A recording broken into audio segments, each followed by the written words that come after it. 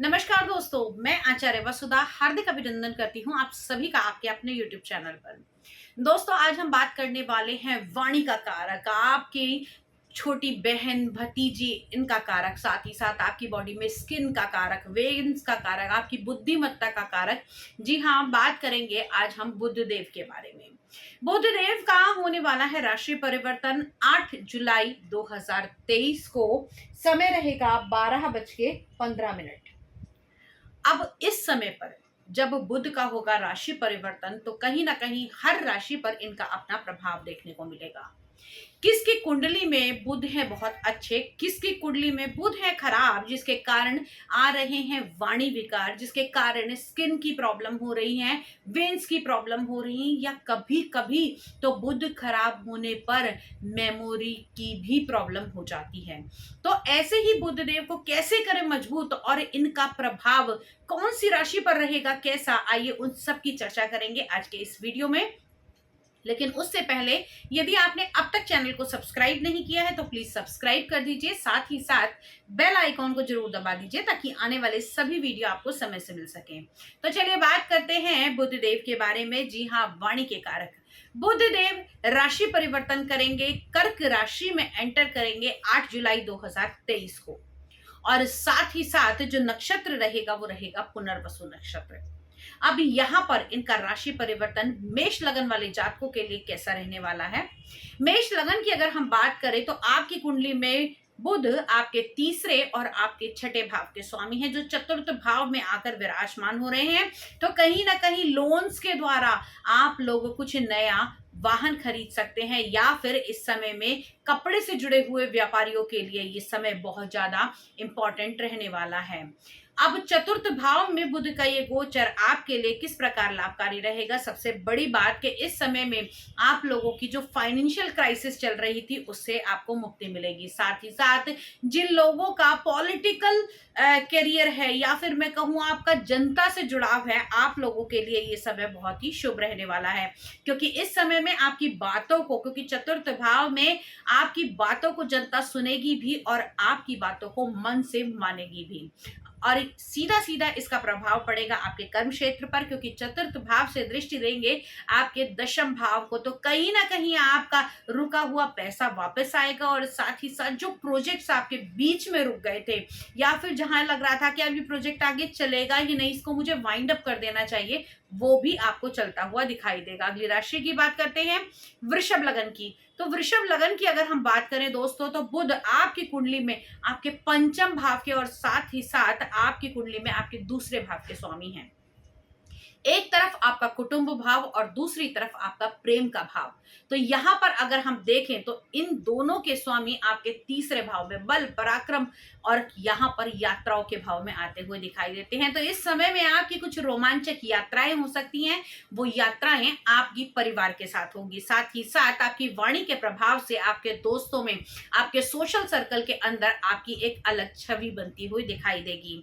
अगर हम बात करें तो यहीं पर विराजमान होकर बुध कहीं ना कहीं आपकी कुंडली के, अगर हम देखें तो भाग्य भाव को भी केंद्रित कर रहे हैं, दृष्टि संबंध बनाते हुए दिखाई दे रहे हैं। जो काम, जो प्रोजेक्ट्स आपके लंबे समय से रुके हुए थे वो भी पूरे होंगे। और साथ ही साथ अगर हम बात करें तो यहाँ पर आपके लिए जो सबसे बेनिफिशियल रहेगा, आपके पिता का पूर्ण सहयोग प्राप्त होगा। अगली बात करते हैं हम लोग मिथुन लगन की। तो मिथुन लगन के तो स्वामी ही बुधदेव माने जाते हैं, आपके लगन के स्वामी है। साथ ही साथ एक आपके लगन के स्वामी, दूसरे आपके चतुर्थ भाव के, यानी कि आपके केंद्र के दो भावों के स्वामी इस समय विराजमान होंगे आपके कुटुंब के, आपके धन संचय के, आपके वाणी के भाव के अंदर।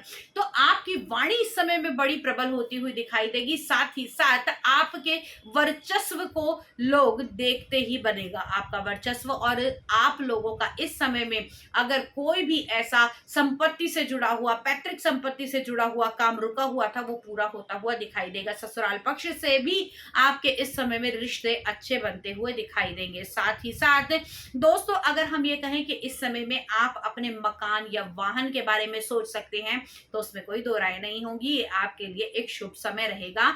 धन के भाव में यहाँ पर आपके केंद्र के दो भावों के स्वामी का आना आपके लिए लाभकारी रहेगा। नई कोई संपत्ति जुड़ने की भी इस समय में संभावनाएं बनती हैं। अगली बात करते हैं हम कर्क लगन वाले जातकों की। तो आपके लगन में ही ये गोचर हो रहा है बुध का, तो वाणी आपकी देखते ही बनेगी, बुद्धिमत्ता आपकी और ज्यादा अच्छी होती हुई दिखाई देगी। साथ ही साथ सबसे जो बड़ी बात होगी, इस समय में आपके रूप में भी निखार आता हुआ दिखाई देगा। बुध माने जाते हैं स्किन के कारक, और चंद्रमा की राशि में यहाँ पर बुध विराजमान होंगे तो आपका खूबसूरती, आपकी चंचलता और आपके स्वभाव में भी निखार आता हुआ दिखाई देगा। ओवरऑल यदि मैं कहूं तो इस समय में पर्सनालिटी डेवलपमेंट के लिए एक बहुत ही सुनहरा मौका है। साथ ही साथ शीर्ष पर यानी कि सर पर प्रथम भाव में बुध का यहाँ आना, आपके लगन भाव में, तो कहीं ना कहीं आपकी सोच जो होगी वो एक्स्ट्रा ऑर्डिनरी हो जाएगी। इस समय में आप कुछ नया ऐसा सोचेंगे जिससे आपको नए प्लान करने की आप लोगों को शक्ति मिलती हुई दिखाई देगी। जीवन साथी के साथ संबंध बहुत अच्छे रहेंगे।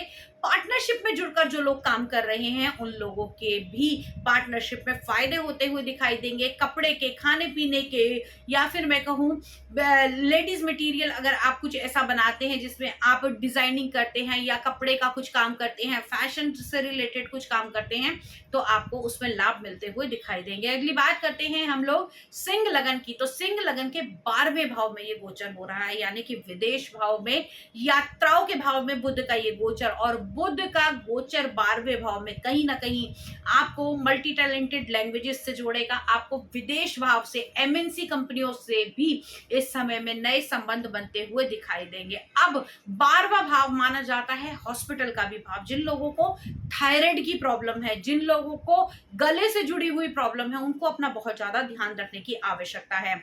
यहाँ पर अगर हम देखें तो बुध का ये गोचर आप लोगों के लिए फाइनेंशियली तो अच्छा रहेगा, एमएनसी कंपनी से जोड़ेगा, आपके प्रमोशन कराएगा, आपको यात्राएं कराएगा। वो यात्राएं कैसी होंगी?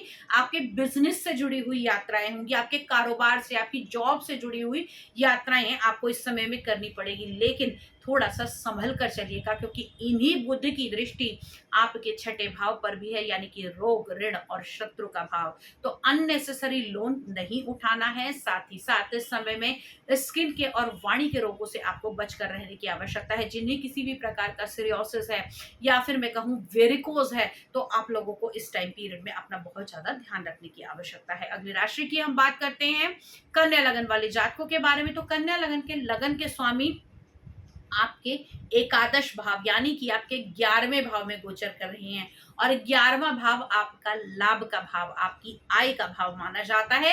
इस समय में हेल्थ से जुड़ी हुई जो भी समस्याएं चल रही थी उससे मुक्ति मिलती हुई दिखाई देगी। आप लोगों का फाइनेंशियल जो स्टेटस है वो भी बढ़ेगा। साथ ही साथ यहाँ पर अगर हम ये कहें कि आप लोगों के कर्म का, यानी कि आपके दशम भाव के स्वामी भी बुध हैं जो आय भाव में आ रहे हैं, तो कहीं ना कहीं प्रमोशन मिलेगी आपको, इंक्रीमेंट आपका हो सकता है, नए प्रोजेक्ट्स में आप जा सकते हैं। और खास तौर से जो लोग सोशल मीडिया या मीडिया के क्षेत्र से जुड़कर कार्य करते हैं उनके लिए ये बदलाव बहुत ही शुभ रहने वाला है। अगली राशि की बात करते हैं हम तुला लगन वाले जातकों की। तो दोस्तों तुला लगन का तो कहना ही क्या, आपके तो भाग्य के स्वामी माने जाते हैं बुध देव, और भाग्य के स्वामी का कर्म के भाव में आ जाना अपने आप में एक शुभ संकेत देखने को मिलेगा। यहाँ पर अगर हम कहें कि आपके रुके हुए काम बनेंगे, और सबसे बड़ी बात कर्म भाव के अंदर यहाँ बुध का ये गोचर आपको फाइनेंशियल स्टेटस आपका अच्छा करेगा। जो आप लोगों की ट्रांजैक्शंस रुकी हुई थी, आपका पैसा रुका हुआ था, वो पैसा आपका आता हुआ दिखाई देगा। साथ ही साथ आप लोगों का सोशल सर्कल, सोशल नेटवर्क भी बढ़ता हुआ दिखाई देगा।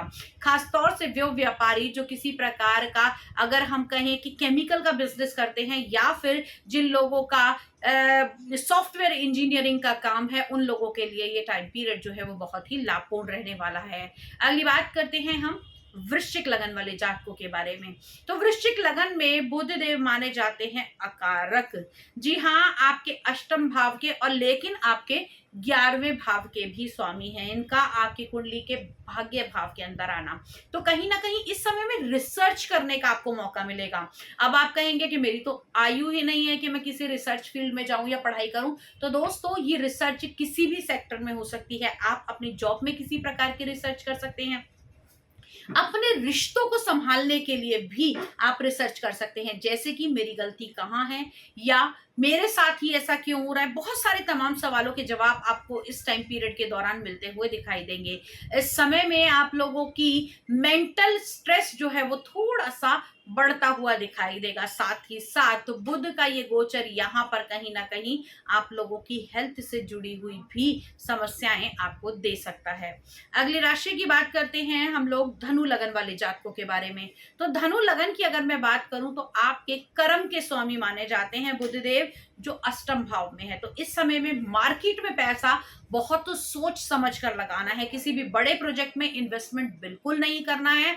अगर करने की सोच रहे थे तो इसको डिले कर दीजिए जब तक बुध आपके अष्टम भाव में है। लेकिन वहीं उन लोगों के लिए ये बहुत अच्छा रहेगा जो किसी प्रकार के पीएचडी के थीसिस भरने वाले थे, या फिर मैं कहूं किसी प्रकार की रिसर्च करने वाले थे, तो आपके लिए ये टाइम पीरियड लाभपूर्ण रहने वाला है।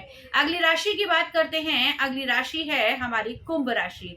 तो कुंभ लगन की अगर हम बात करें तो कुंभ लगन में बुध देव आपके भाग्य के स्वामी हैं, जो आ रहे हैं आपके सप्तम भाव के अंदर। तो यहाँ पर उन लोगों के नए रिश्ते बनते नजर आएंगे, उन लोगों के संबंध बनते नजर आएंगे जो विवाह के योग्य हैं, और बात आगे बढ़ नहीं रही थी। हालांकि देव सोए हुए हैं, शादी विवाह का समय नहीं है, लेकिन बातचीत इस समय में हो सकती है। किसी भी प्रकार के व्यक्ति के, या फिर मैं कहूं किसी भी अपोनेंट के, अपोजिट सेक्स के प्रति आपका आकर्षण बहुत अधिक बढ़ सकता है, और कोई आपको ऐसा मिल सकता है जिसके प्रति आपके मन में प्रेम भी जागृत होगा। साथ ही साथ दाम्पत्य जीवन के लिए ये संयोग बहुत ही शुभ रहने वाला है।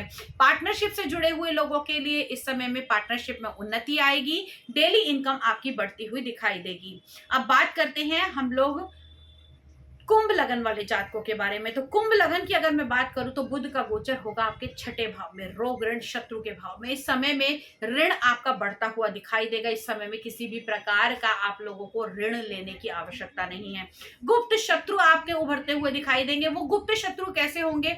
आपकी वाणी के द्वारा। आपने किसी को कोई वर्ड बोला, उसने आपकी बात को पकड़ लिया और उसी से भी लड़ाई झगड़े आगे बहुत ज्यादा बढ़ जाएंगे। तो वाणी का बहुत ज्यादा आपको सोच समझकर इस्तेमाल करना है। साथ ही साथ इस समय में आप लोगों को अपनी संतान की शिक्षा का बहुत ज्यादा ध्यान रखना है। कैरियर से जुड़े हुए लोगों के लिए अगर आपका कुंभ लगन है और आप किसी प्रकार के कंपटीशन की एग्जाम की तैयारी कर रहे हो तो बहुत ज्यादा ध्यान देना बच्चों, क्योंकि छोटी सी चूक आपको बहुत ज्यादा नुकसान दे सकती है। अगली बात करते हैं हम मीन लगन वाले जातकों के बारे में। तो मीन लगन की अगर मैं बात करूं तो ये बुध का गोचर होगा आपके पंचम भाव में, यानी कि आपके प्रेम के भाव में, आपके कैरियर के, आपके शिक्षा के, आपके संतान के भाव में।